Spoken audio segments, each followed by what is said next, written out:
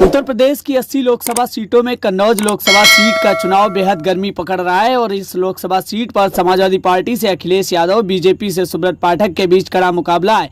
इसी बीच बसपा ने अपने प्रत्याशी को कन्नौज लोकसभा सीट से चुनावी मैदान में उतार दिया है, जबकि राष्ट्रीय शोषित समाज पार्टी के राष्ट्रीय अध्यक्ष व पूर्व कैबिनेट मंत्री स्वामी प्रसाद मौर्य ने कन्नौज लोकसभा सीट से आलोक वर्मा को प्रत्याशी घोषित किया है और रसूलाबाद पहुंचे पूर्व कैबिनेट मंत्री स्वामी प्रसाद मौर्य ने अपने प्रत्याशी आलोक वर्मा के पक्ष में मतदान करने की अपील की। राष्ट्रीय शोषित समाज पार्टी के राष्ट्रीय अध्यक्ष व पूर्व कैबिनेट मंत्री स्वामी प्रसाद मौर्य ने कहा, चुनाव में धर्म के नाम पर देश के लोगों को ठगा गया। महंगाई इतनी है कि आप अपने बेटा बेटी को पढ़ा नहीं सकते। 80 करोड़ लोगों को राशन देने की बात कहने वाली भाजपा सरकार ने 80 करोड़ लोगों को गरीबी रेखा से नीचे ला दिया है। भारतीय जनता पार्टी का पाप का घड़ा भर चुका है। अब 13 मई को वह घड़ा फूट जाएगा। वहीं स्वामी प्रसाद मौर्य ने कहा कि बीते दिनों आगरा में उन पर हुए हमले में प्रशासन की बड़ी लापरवाही थी, बल्कि षड्यंत्र के तहत हमला कराया गया था। अब सुनिए पूर्व कैबिनेट मंत्री स्वामी प्रसाद मौर्य ने मीडिया से बातचीत के दौरान क्या कुछ कहा। देख, कुल मिलाकर के भारतीय जनता पार्टी अपने 10 साल के कार्यकाल में देश के नौजवानों को बेरोजगार बनाया, 80 करोड़ लोगों को गरीब बना दिया, महंगाई से आम जनता की कमर तोड़ दी, किसानों को लाभकारी मूल्य दिलाने का वादा करने वाले लोग किसानों को आज तक लाभकारी मूल्य दिलाना तो दूर, एमएसपी तक की घोषणा नहीं की। उनके साथ दुश्मनों जैसा बदसलूकी की गई। यहाँ तक कि संविधान की कसम खाने वाले लोग आज संविधान प्रदत्त अनुसूचित जाति, जनजाति और पिछड़े का आरक्षण खत्म करने पर आमादा हैं। आरक्षण को शून्य निष्प्रभावी कर रहे हैं। संविधान खतरे में है, क्योंकि संविधान बदलने की तैयारी में भाजपा सरकार लंबे अरसे से बाढ़ जो रही है। 400 के पार का नारा इस बात का प्रमाण है, क्योंकि संविधान बदलने के लिए 400 सांसद होना आवश्यक है। इसलिए ये संविधान बदलने पर आमादा हैं। इसलिए राष्ट्रीय शोषित समाज पार्टी संविधान बचाने के लिए, देश को बेचने से रोकने के लिए, यानी देश को बचाने के लिए, लोकतंत्र को बचाने के लिए, भाजपा को सत्ता से हटाने के लिए संकल्पित है। और राष्ट्रीय शोषित समाज पार्टी ने आलोक वर्मा जी को कन्नौज लोकसभा से प्रत्याशी बनाया है। उनको जिताने के लिए आज मेरी 4 जगहों पर कार्यकर्ता सम्मेलन इसी प्रकार संपादित हुए हैं और जिस तरीके से लोगों में उत्साह दिखाई पड़ा, हमें विश्वास है कि यहाँ भाजपा का भी सफाया होगा और साइकिल भी पंचर होगी। भाजपा को हराने के लिए इंडिया गठबंधन आ गया है।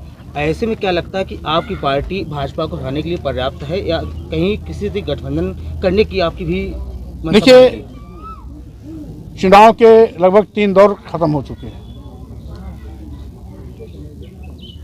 एक चरण का चुनाव 7 तारीख को भी होने जा रहा है। इसलिए अब बीच में गठबंधन का तो कोई औचित्य नहीं उठता है। हाँ, इतना जरूर है,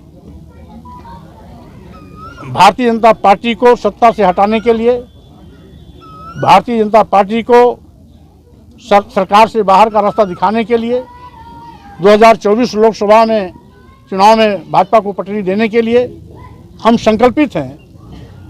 और भाजपा को हराने के लिए हम शुरू से लेकर के आज तक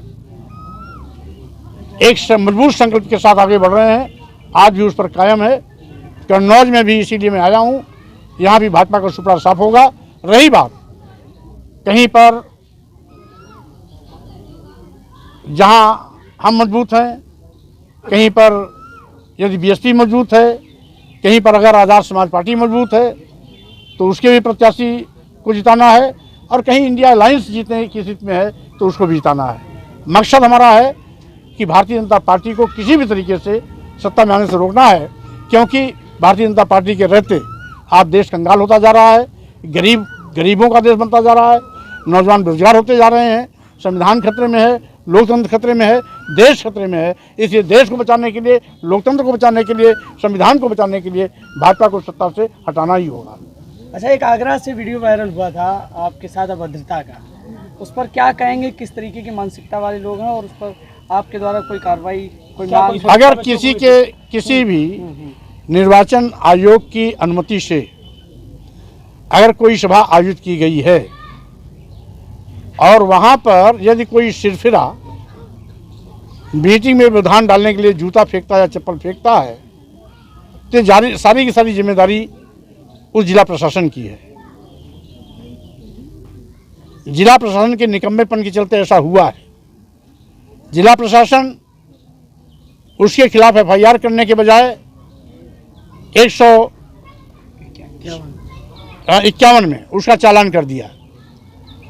तो स्वाभाविक रूप से यह जिला प्रशासन की मिलीभगत से हुआ है, सरकारी षड्यंत्र है। क्योंकि जूता फेंकने वाला शख्स बार बार योगी जिंदाबाद का नारा दे रहा था और अपने को योगी यूथ ब्रिगेड का पदाधिकारी बना रहा था।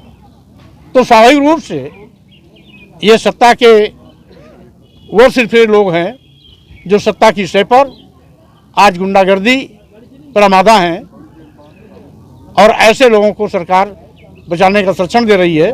रही बात स्वामी प्रसाद मौर्य, ऐसे किसी भी न व्यवधान से डलने वाले हैं, न किसी के धमकियों से पीछे हटने वाले हैं।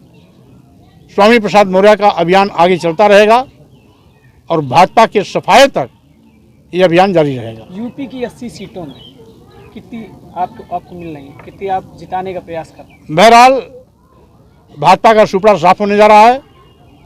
हम कितना जीतेंगे, कितना नहीं जीतेंगे, ये चुनाव परिणाम के बाद जनता खुद तय करेगी। आखिरी सवाल ये रहेगा कि हिंदू देवी देवताओं को लेकर बयान आपके आते रहते हैं। विपक्ष जो भाजपा सरकार है वो कहते हैं कि आप हिंदू विरोधी मुद्दे को यानी गरमा देते हैं। इस पर क्या कहना चाहेंगे? लास्ट सवाल। ऐसा करने वाले लोग देश की जनता को गुमराह करना चाहते हैं। आप कोई ऐसा बयान दीजिए जिसमें इस प्रकार की बात में कही है, तो केवल मुजवानी बोल देने से किसी की बात सच नहीं होती है। अगर कहीं मेरा इस तरह का बयान दिया गया तो आप बताएं। नहीं, राम को लेकर बीजेपी ने सभा में रहे आप तो विवाद आते रहे, उस पर टूल होता रहा। आप बताओ ना कोई ऐसा बयान जिसमें मैंने राम का अपमान किया हो, वो बताओ। आप वो बयान दो। रसूलाबाद पहुंचे राष्ट्रीय शोषित समाज पार्टी के राष्ट्रीय अध्यक्ष व पूर्व कैबिनेट मंत्री स्वामी प्रसाद मौर्य बीजेपी पर हमलावर दिखे। लोकसभा चुनाव से जुड़ी खबरों को देखने के लिए देखते रहिए सटीक आवाज।